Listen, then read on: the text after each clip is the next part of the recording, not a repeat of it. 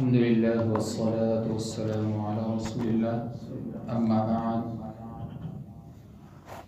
رب اشرح لي صدري ويسر لي أمري واحلل عقدة من لساني يفقهوا قولي رب زدني علما اللهم رب زدني علما.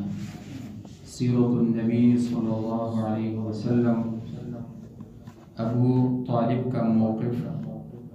رسول اللہ صلی اللہ علیہ وسلم کے دو کافر چچا تھے، ابو طالب اور ابو لہب، اور آپ کے ساتھ معاملہ کرنے میں ان دونوں کے درمیان مشرق اور مغرب کا فرق تھا.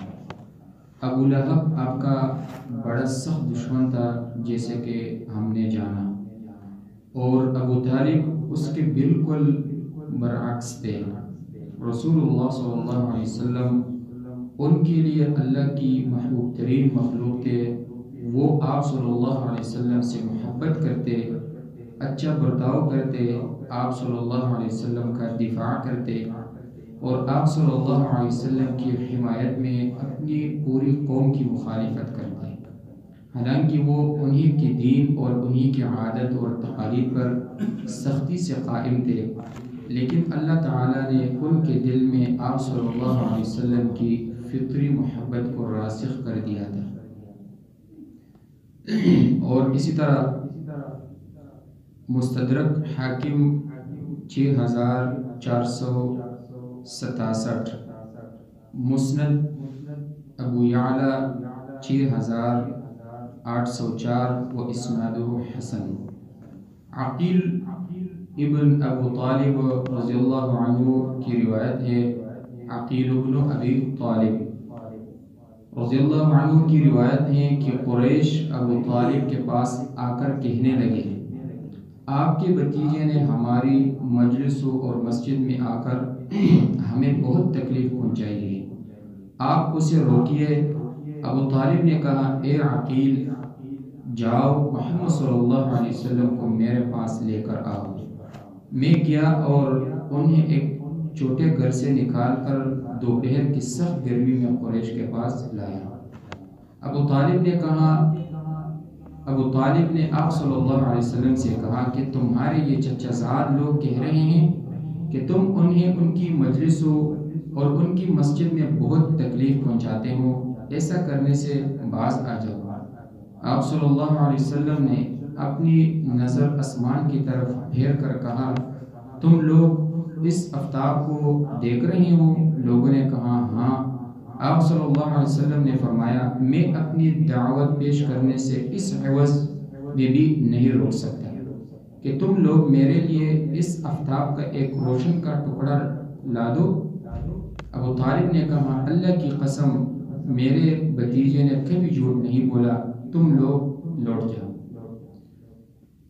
اور یہاں تک روایت ہے، اور یہ بھی اسنادی حسن صحیح روایت ہے. اور اس کے علاوہ ابن اسحاق نے ایک اور روایت پیش کی ہے، وہ اس سند کے ساتھ کہ حدثنی یعقوب ابن عتبہ ابن المغیرہ ابن الاخنس ابن شریق الثقفی.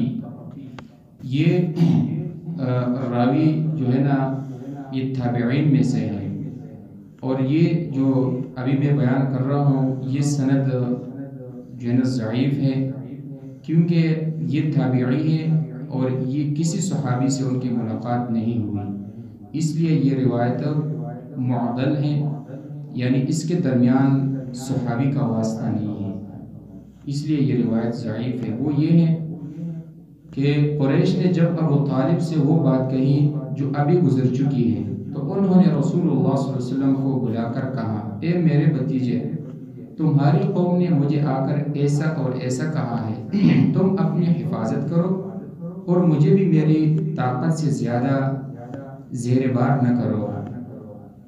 تم اپنی قوم کو وہ بات نہ کہو جس کو وہ برا مانتے ہیں. رسول اللہ صلی اللہ علیہ وسلم نے سمجھا کہ شاید ان کے چچا کی رائے ان کے بارے میں بدل گئی ہے اور وہ آپ کو ان لوگوں کے حوالہ کر دیں گے.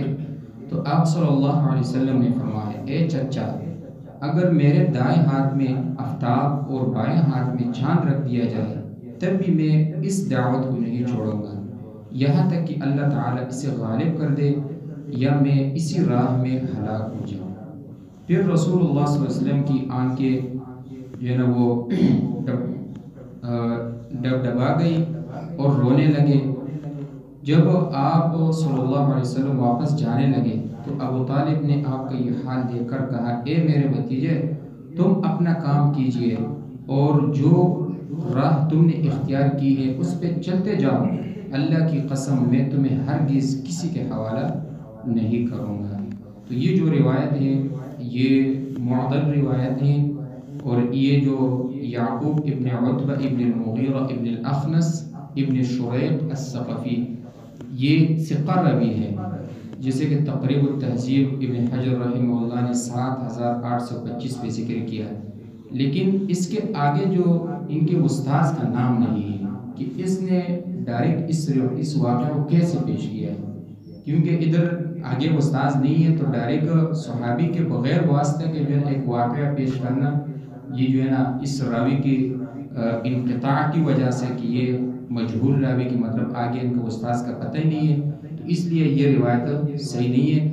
اگر یہ ثقہ راوی جو تابعی ہے اگر وہ یہ کہیں کہ عن رجل من اصحاب النبی صلی اللہ علیہ وسلم، اگر صحابی کا نام بھی نہ لیں تب بھی وہ پھر ثقہ راوی کا جو ہے وہ روایت قابل قبول ہوتے، لیکن ادھر بالکل ابن اسحاق جو ہیں یہ اپنے استاد سے یعقوب ابن عتبہ ابن المغیرہ ابن الاخنس انہو حدثت ان قریش، یہ ڈائریکٹ واقعہ پیش کرتے، تو یہ پیش کرنا جو ہے نا یہ اس کی وجہ سے کہ وہ آگے استاد نہیں، اس کا صحابی کا نام بھی نہیں ہے، تو یہ روایت اور یہ واقعہ سند کے لحاظ سے ضعیف ہے۔